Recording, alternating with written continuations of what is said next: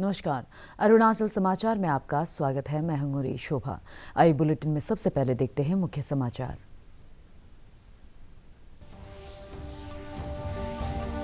प्रधानमंत्री नरेंद्र मोदी ने वर्चुअल माध्यम से eastern dedicated freight corridor EDFC के न्यू भावपुर न्यू खुर्जा खंड का किया उद्घाटन। कहा, यह गलियारा आत्मनिर्भर भारत का बनेगा माध्यम और किसान रेलगाड़ियों में मिलेगी मदद।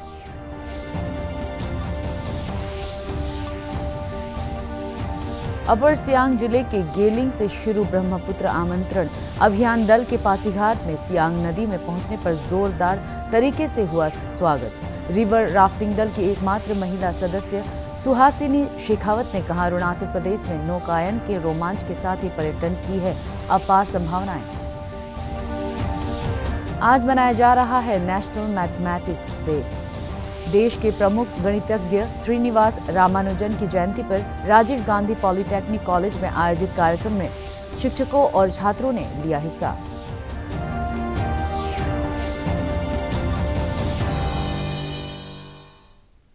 प्रधानमंत्री नरेंद्र मोदी ने आज वर्चुअल माध्यम से eastern dedicated freight corridor EDFC के न्यू भावपुर न्यू खुर्जा खंड का उद्घाटन किया। इस अवसर पर प्रधानमंत्री ने कहा कि यह गलियारा आत्मनिर्भर भारत का माध्यम बनेगा और किसान रेलगाड़ियों की मदद करेगा। श्री मोदी ने कहा कि राष्ट्र के लिए विकास में संपर्क सुविधा का उतना ही महत्व है जितना शरीर में रीढ़ की हड्डी और धमनियों का होता है। श्री मोदी ने कहा कि बुनियादी ढांचे के विकार का राजनीति से कोई लेना देना नहीं है, क्योंकि यह भावी पीढ़ियों के लिए है। उन्होंने कहा कि बुनियादी ढांचा देश के लोगों के लिए, किसी राजनीतिक दल के लिए नहीं। प्रधानमंत्री ने कहा कि बुनियादी ढांचे पर कोई भी हमला देशवासियों पर हमला है। उन्होंने कहा कि लोकतांत्रिक अधिकारों के लिए विरोध प्रदर्शन करते समय हमें बुनियादी ढांचे को नुकसान नहीं पहुंचाना चाहिए। प्रधानमंत्री ने कहा कि अब नए गलियारे से मालगाड़ियों की क्षमता 2 गुना और गति 3 गुना बढ़ जाएगी तथा रोजगार के नए अवसर बढ़ाने में भी मदद मिलेगी। कार्यक्रम के दौरान प्रधानमंत्री ने ईस्टर्न डेडिकेटेड फ्रेट कॉरिडोर के प्रयागराज स्थित संचालन नियंत्रण केंद्र का भी उद्घाटन किया। यह इस माल गलियारे का नियंत्रण केंद्र होगा। इस अवसर पर प्रधानमंत्री ने कहा कि यह केंद्र अत्याधुनिक स्वदेशी सुविधाओं से सुसज्जित है। विशेष सुविधाओं से एक तो भारत में यात्री ट्रेन की लेट लतीफी समस्या कम होगी।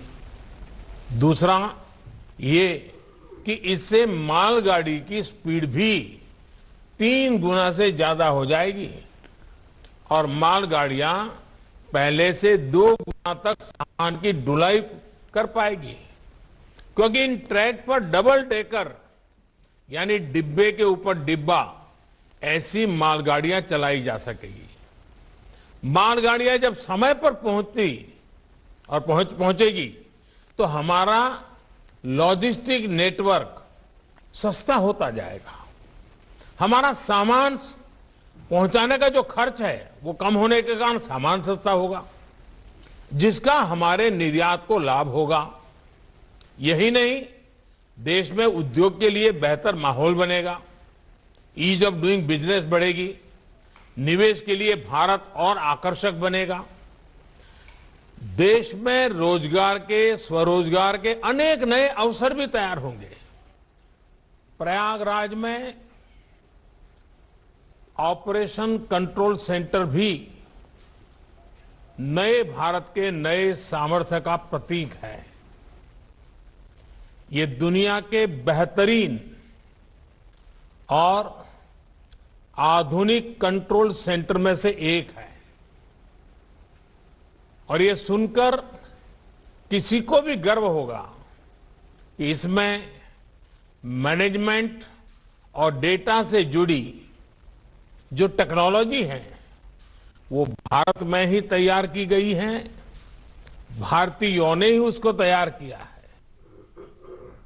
अपर सियांग जिले के गेलिंग से शुरू ब्रह्मपुत्र आमंत्रण अभियान दल का आज पासीघाट में सियांग नदी में पहुंचने पर जोरदार तरीके से स्वागत किया गया। स्थानीय लोगों के विकास में नदियों के महत्व और साहसिक पर्यटन की संभावनाओं पर प्रचार प्रसार के लिए गत 23 दिसंबर को गेलिंग से निकले रिवर राफ्टिंग दल के सदस्यों में एकमात्र महिला सुहासिनी शेखावत ने कहा कि अरुणाचल प्रदेश में नौकायन की रोमांच के साथ ही पर्यटन की अपार संभावनाएं हैं। इस मौके पर जिला उपायुक्त डॉक्टर किन्नी सिंह ने कहा कि अरुणाचल प्रदेश के नदियों को गंगा की तरह ही पूजा जाता है। इस अवसर पर अरुणाचल प्रदेश ब्रह्मपुत्र बोर्ड के सहायक निदेशक गम्मो कामकी ने कहा कि केंद्रीय जल शक्ति मंत्रालय द्वारा लिविंग विद रिवर की थीम पर आयोजित ब्रह्मपुत्र आमंत्रण अभियान का समापन आगामी 30 जनवरी को असम के धुबरी जिले में होगा। किरण रिजिजू जी जो कि MOS हैं हमारे स्पोर्ट्स एंड यूथ अफेयर्स के, उन्होंने किया था इसे। बहुत ही चैलेंजिंग था और जैसे कि गेलिंग में ही जो कि पहला राफ्टिंग में अगर एडवेंचर स्पोर्ट में देखा जाए।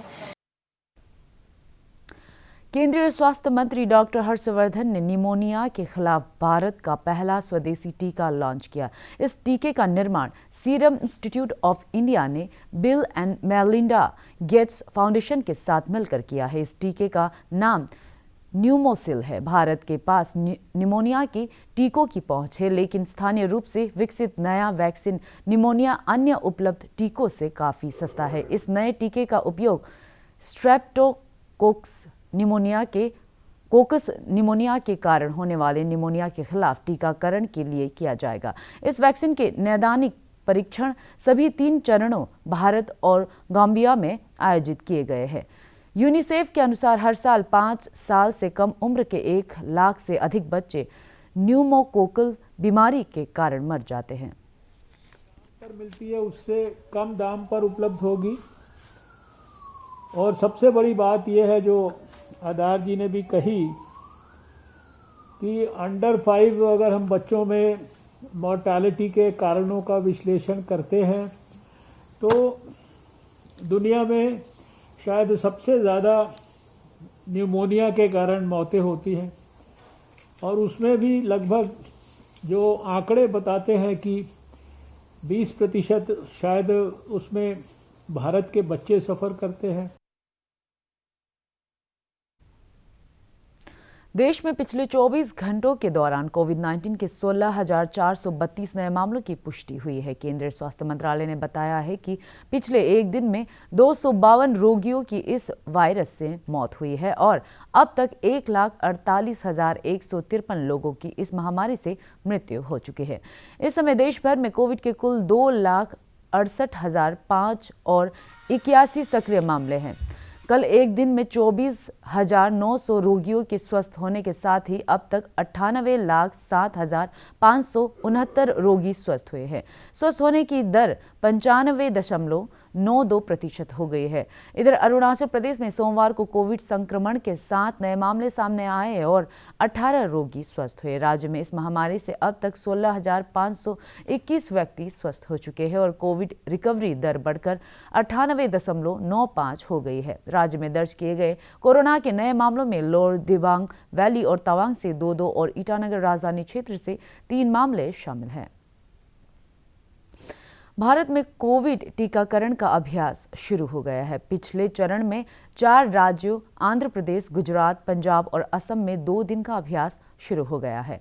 इस अभ्यास का उद्देश्य चुनौतियों की पहचान करना और योजना में अपेक्षित परिवर्तन करना है ताकि टीकाकरण की प्रक्रिया को पूरी तरह बाधा रहित बनाया जा सके। केंद्रीय स्वास्थ्य मंत्रालय ने बताया कि 2 दिन के इस अभ्यास से विभिन्न स्तरों पर कार्यक्रम प्रबंधकों को आवश्यक अनुभव उपलब्ध होगा।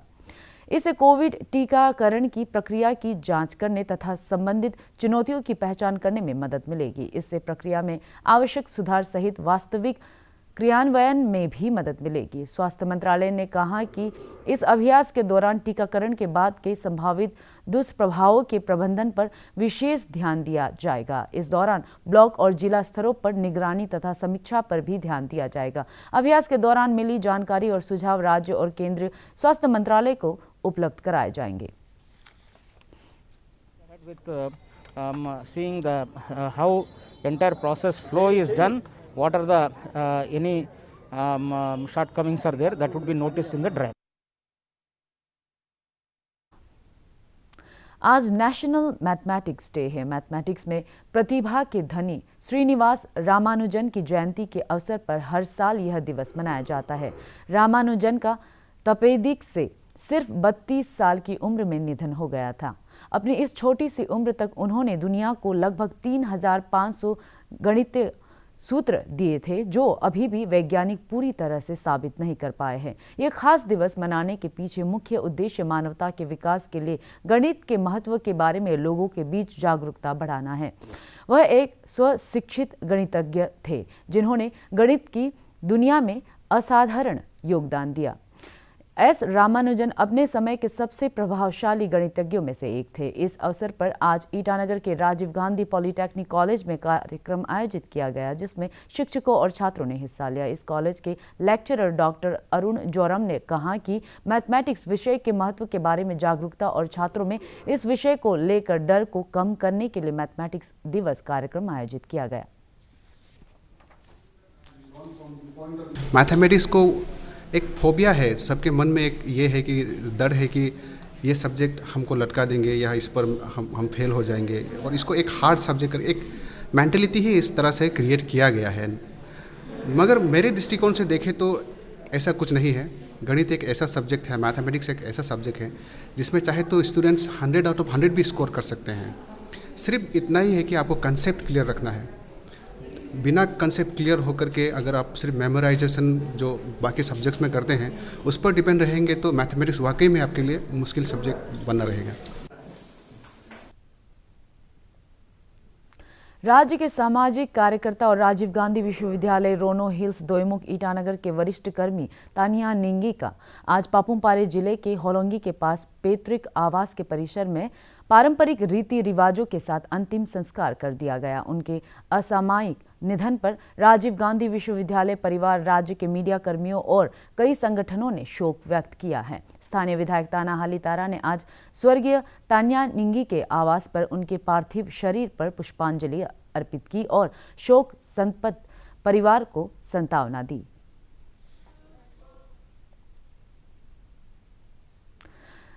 तागिन जनजाति के प्रमुख पर्व सीदोनी फेस्टिवल के लिए वर्ष 1975 में बने पोनुंग टीम अची रियाबू के पहले पुजारी ताजी लामदिक का कल उनके पैतृक आवास पर सुबनसिरी जिले के दोलुम विलेज में निधन हो गया। तागिन कल्चरल सोसाइटी ने उनके निधन पर शोक व्यक्त करते हुए सांस्कृतिक धरोहर के संरक्षण में उनके योगदान को याद किया है। तागिन कल्चरल सोसाइटी के सहायक महासचिव ताए रियामुक ने कहा है कि ताजी लामदिक जी के निधन से समाज में पोनुंग को जीवंत रूप से प्रस्तुत करने वाले महान पुजारी को खो दिया है।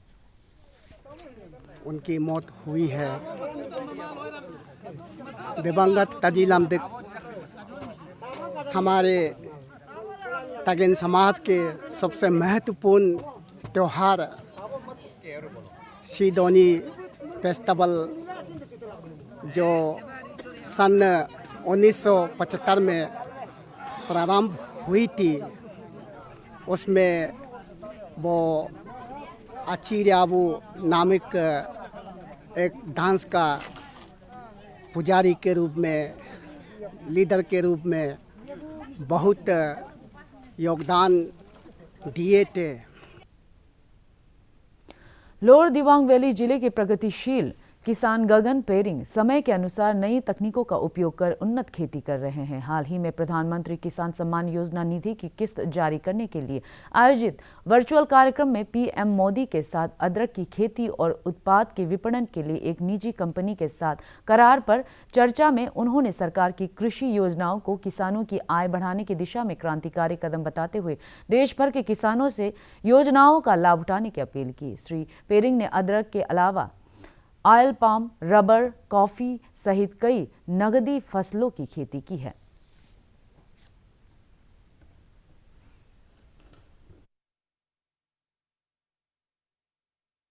हमारा लोअर दिबांग वैली को बहुत ही कुछ नसीब का बात है, हमको एक प्रोसेसिंग यूनिट मिला है। स्टेट गवर्नमेंट से हमको 25 लाख का एक प्रोसेसिंग यूनिट मिला, जिसको प्रवर्तक फूड्स कंपनी के द्वारा स्थापित किया जाएगा।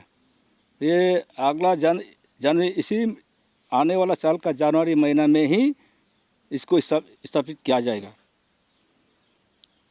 तो इसमें केवल ऑर्गेनिक जिंजर नहीं,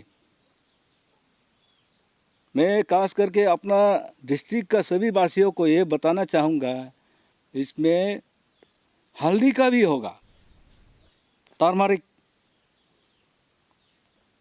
इसका भी हम लोग प्रोसेसिंग, इसमें जिस प्रकार से अदरक धुला के सफाई उपाय करने के बाद सुखा के इसका फिनिशिंग प्रोडक्ट को प्रवर्तक फूड्स कंपनी खरीद लेगा। अरुणाचल समाचार के आज के अंक में इतना ही। जाने से पहले आप सभी से अनुरोध है कि कोविड-19 के दिशा निर्देशों का पालन करें, हमेशा मास्क लगाएं, बार बार हाथ धोएं और सोशल डिस्टेंसिंग के नियमों को मानें। हम कल फिर हाजिर होंगे अरुणाचल और देश दुनिया की खबरों के साथ। चलते चलते आपको बता दें, आप अरुणाचल समाचार हमारे YouTube channel DD news Arunachal पर भी देख सकते हैं। देखते रहिए अरुण प्रभा। नमस्कार।